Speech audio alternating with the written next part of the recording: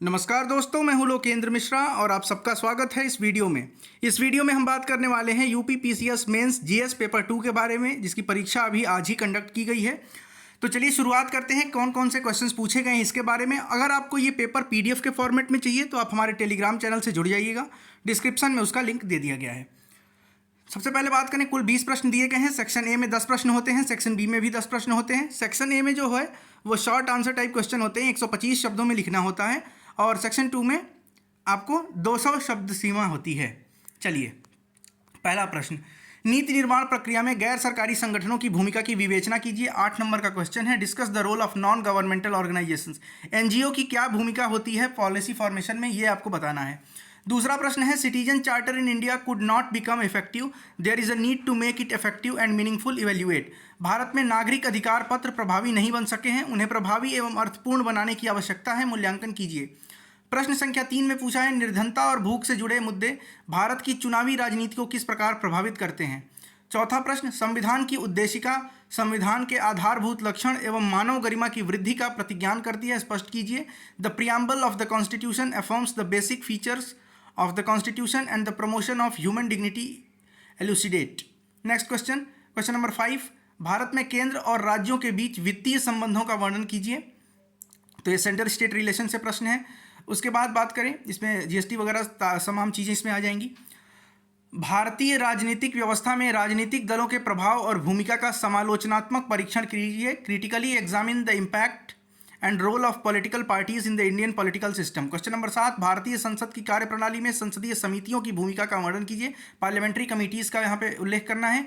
अगला प्रश्न जो है ये करंट अफेयर से संबंधित है और आप इसको पॉलिटिक्स से भी जोड़ सकते हैं। विश्व लेवल पे जो करंट अफेयर्स हमारे सिलेबस में है उसके आधार पे। G20 शिखर सम्मेलन 2021 रोम के प्रमुख विषय के बारे में टिप्पणी कीजिए। भारत एवं नेपाल के मध्य तनावपूर्ण संबंधों के पीछे चीनी कारक की भूमिका की विवेचना कीजिए। उत्तर प्रदेश की राजस्व व्यवस्था के समक्ष मुख्य चुनौतियां क्या हैं। आगे बढ़ते हैं, सेक्शन बी में जो लॉन्ग आंसर टाइप क्वेश्चन होता है, एक जनतांत्रिक व्यवस्था में लोक सेवाओं की भूमिका का भारत के विशेष संदर्भ में विवेचना कीजिए। सीवीसी केंद्रीय सतर्कता आयोग के गठन कार्यों का वर्णन करते हुए इनकी सीमाओं का विश्लेषण कीजिए। आपको बताना है कि सेंट्रल विजिलेंस कमीशन जो है उसका गठन कब किया गया, किसकी कमेटी के रिकमेंडेशन पे किया गया, इसके काम क्या हैं, इसकी लिमिटेशंस क्या है, इसकी सीमा क्या है, कहाँ तक ये काम कर सकती है, ये सारी बातें। फिर आते हैं, एक क्वेश्चन है, महात्मा गांधी राष्ट्रीय ग्रामीण रोजगार गारंटी अधिनियम ग्रामीण गरीबों की गरीबी कम करने का अधिकार देता है, टिप्पणी करिए। ये प्रश्न कोविड-19 के कारण भी महत्वपूर्ण हो जाता है, क्योंकि मनरेगा में बहुत सारी नौकरियां कोविड-19 के समय में रिकॉर्ड स्तर पर दी गई हैं।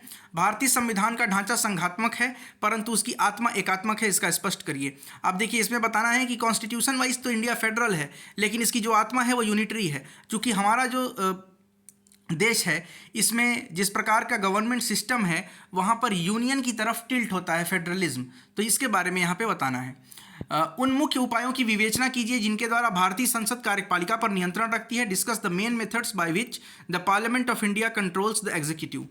भारत में पंचायती राज व्यवस्था की सफलताओं को सीमित करने वाली समस्याओं का विश्लेषण कीजिए। इन समस्याओं का सामना करने में 73वां संवैधानिक संशोधन कितना सफल रहा है।